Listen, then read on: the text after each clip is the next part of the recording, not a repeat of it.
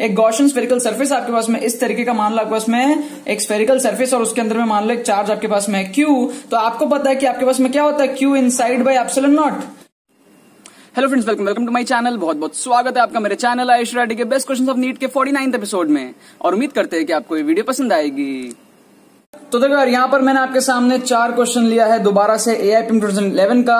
यहाँ पर आपको 2 क्वेश्चन दिख रहा है भैया फिजिक्स का AIPM 2011, और यहाँ पर आपको पीछे 2 और क्वेश्चन दिख रहा है। ये भी हमारे पास में क्या है, सेम ईयर के हैं, AIEEE नहीं AIPMT 2011, ठीक है ना। देखते हैं क्वेश्चन को हम लोग कैसे सॉल्व करते हैं। यहाँ पर जो पहला क्वेश्चन है वो हमको कह रहा है कि भैया बॉडी इज मूविंग, एक बॉडी मूव कर रहा है, और body is moving with velocity 30 metre per second towards east.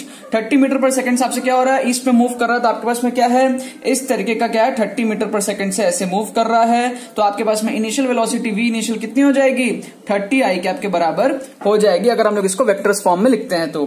दूसरा क्या बोल रहा है, आफ्टर 10 सेकंड, मतलब टाइम कितना है हमारे पास में, T इक्वल टू आपके पास में है 10 सेकंड। बोल रहा है its velocity becomes 40 metre per second towards north, मतलब क्या हो रहा है, नॉर्थ की तरफ में 40 मीटर पर सेकंड हो जा रहा है। तो फाइनल कितना है, V final equal to 40 J cap. अगर हम लोग वेक्टर्स के फॉर्म में लिखे तो आपको बोल रहा है एवरेज एक्सेलरेशन आप लोग निकालो। तो एक्सेलरेशन क्या होता है, basically change in velocity by time taken, है ना। Change in velocity dv by dt हमारे पास में एक्सेलरेशन होता है। तो चेंज इन वेलोसिटी क्या आएगा हमारे पास में, V final minus V initial, that is equal to 40 J cap minus 30 I cap, और उसको हम लोग डिवाइड करेंगे हमारे टाइम के साथ में, 10 के साथ में, तो हमको क्या मिलेगा, एक्सेलरेशन मिलेगा। डायरेक्शन वगैरह का कोई झमेला है ही नहीं यहाँ पे। अगर डायरेक्शन का झमेला होता तो हम लोग फिर देखते वेक्टर्स के अकॉर्डिंग की डायरेक्शन क्या आ रहा है, कौन से डायरेक्शन में आ रहा है। बट यहाँ पर तो सिर्फ हमको क्या चाहिए, मैग्नीट्यूड चाहिए। तो ऊपर वाले का मैग्नीट्यूड क्या होगा, root over of 30 square plus 40 square, मतलब कि आपको मिलेगा root over of 40 square plus minus 30 square upon नीचे में आएगा 10। तो ये आपको मिल जाएगा ये क्या, 50/10, मतलब कि 5 आपके पास में फाइनल आंसर निकल के आ जाएगा। 5 मीटर पर सेकंड आपके पास में एवरेज एक्सेलरेशन यहां पर होएगा, ठीक है। सिंपल सा क्वेश्चन था। नेक्स्ट क्या बोल रहा है, नेक्स्ट बोल रहा है मिसाइल इज फायर्ड, एक मिसाइल फायर किया गया है for maximum range with an initial velocity of 20 if G equal to 10 metre per second square the range of the missile is. तो यहां पर आपको पता होना चाहिए कि भैया मैक्सिमम रेंज किस एंगल पे फेंकने से आता है। हमारे पास में जो रेंज का फॉर्मूला होता है वो होता है हमारे पास में U square sine 2 theta by G। तो यहां पर अगर थीटा को हम लोग 45 कर दे तो साइन 2 थीटा आपका बनता है साइन 90, और साइन 90 की वैल्यू मैक्सिमम होती है जो कि होती है 1 के बराबर। तो थीटा इक्वल टू 45 अगर होएगा हमारे पास में, तो इस केस में हमारा क्या होता है, मैक्सिमम रेंज होता है। अब यहां पर क्या बोल रहा है, हमको बोल रहा है कि मैक्सिमम रेंज में फेंका गया, मतलब थीटा 45 में फेंका गया है। हमको बोल रहा है कि भैया रेंज की वैल्यू आप लोग निकालो मिसाइल के लिए। तो डायरेक्टली आप इस फॉर्मूला में क्या करो, साइन 90 करो, 45 डिग्री पुट करो थीटा की जगह, और आप इसको सॉल्व करोगे तो क्या मिलेगा, U स्क्वायर बाई G मिलेगा, क्योंकि ये पूरा का पूरा आपका 1 हो गया। U स्क्वायर की वैल्यू कितनी है, 20 इंटू 20, तो हो गया 20 स्क्वायर अपॉन G। धरती का प्रकोप कितना है, धरती का प्रकोप आपके पास में, धरती का प्रकोप आपको दिया हुआ है 10, तो ये हो जाएगा आपस में 400/10, ये आपको मिल जाएगा 40 के बराबर। तो फाइनल आंसर आपका क्या आ गया रेंज का, ये आ गया आपके पास में 40 के बराबर, ठीक है ना। नेक्स्ट देखते हैं यार। नेक्स्ट बोल रहा है कि आपके पास में एक चार्ज है, a charge Q is enclosed by Gaussian spherical surface. एक गॉसियन स्फेरिकल सरफेस आपके पास में इस तरीके का मान लो आपके पास में एक स्फेरिकल सरफेस, और उसके अंदर में मान लो एक चार्ज आपके पास में है Q।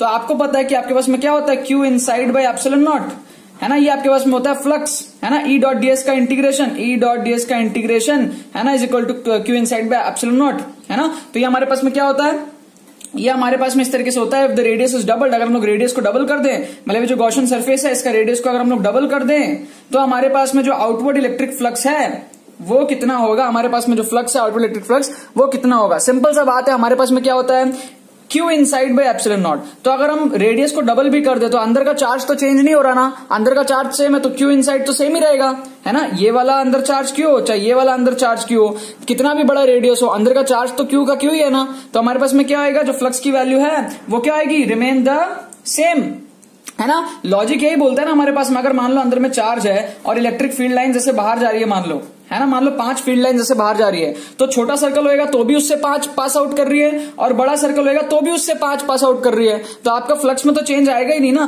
तो वो हमारा क्या है, रिमेन द सेम, क्योंकि अंदर में क्या हमारा चार्ज सेम रह रहा है। लास्ट क्वेश्चन देखते हैं इस वीडियो का, बोल रहा है if power dissipated in the 9 ohm resistor, जो 9 ओम रेजिस्टर आपके पास में 9 ओम वाला रेजिस्टर है, इसके अक्रॉस जो पावर डिसिपेटेड है वो कितना है, 36 वॉट। मतलब क्या आपके पास में पावर क्या होता है, बेसिकली I स्क्वायर R होता है ना। तो पावर 36 है और आपके पास में I स्क्वायर है, R आपके पास में 9 है, तो I की वैल्यू आपके पास में क्लियरली आ गई कितनी, 2 एम्पियर के बराबर, ठीक है। अब I की वैल्यू आ गई आपके पास में 2 एम्पियर, और सिंपल सा बात है आपके पास में कि यहां पर आपका ये जो है, ये जो पॉइंट है, यहां से यहां आपका जो पोटेंशियल डिफरेंस है, यहां से यहां भी आपका सेम पोटेंशियल होएगा, क्योंकि पैरेलल है, पैरेलल में आपको पता होता है पोटेंशियल डिफरेंस सेम रहता है।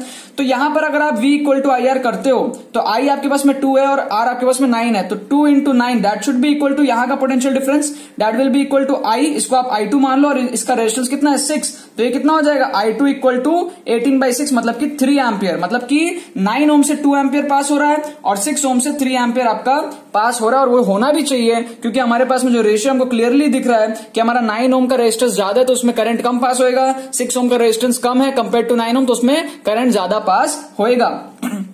ठीक है, और ये हमारे पास में रेशियो वगैरह भी समझ में आ रहा है। अब एक चीज देखो यार, टोटल करंट कितना हुआ फिर, अगर इसमें 3 है इसमें 2 है तो यहां से कितना हो जाएगा 5 एम्पियर हो जाएगा, और यहां से 5 एम्पियर हो गया तो हमारे पास क्वेश्चन में क्या बोल रहा है, हमको बोल रहा है पोटेंशियल डिफरेंस निकालो अक्रॉस द 2 ओम रेजिस्टर। तो जो 2 ओम रेजिस्टर है इसमें कौन सा करंट फ्लो होगा, जो हमारे पास में नेट करंट सर्किट में फ्लो हो रहा है टोटल करंट वो है 5 एम्पियर का, तो इसके अक्रॉस पोटेंशियल डिफरेंस क्या होगा, V equal to I R. अगर आप करते हो तो I की वैल्यू है 5 और R की वैल्यू है 2, तो 5 2 से आपके पास में 10, करेक्ट आंसर यहाँ पर निकल के आ जाएगा। मैं दोबारा से बोलता हूं यहाँ पर क्या हो रहा है, हमारे पास में I हमने निकाला यहाँ पर तो 2 आया, फिर हमने क्या किया, ये दोनों पैरेलल है तो इसमें क्या किया हमने पोटेंशियल डिफरेंस को इक्वेट किया, तो यहां से हमको यहाँ का करंट मिल गया 3 एम्पियर के बराबर, 3 + 2 हमने 5 कर दिया जो कि टोटल करंट आएगा हमारे पास में, और वही 5 हमारे पास में ऐसे आगे जाके फ्लो होगा तो यहां से भी हमारा 5 निकलेगा, तो यहाँ का जो पोटेंशियल डिफरेंस कितना है V equal to I R, 5 2 10 हमारे पास में फाइनल आंसर निकल के आ गया।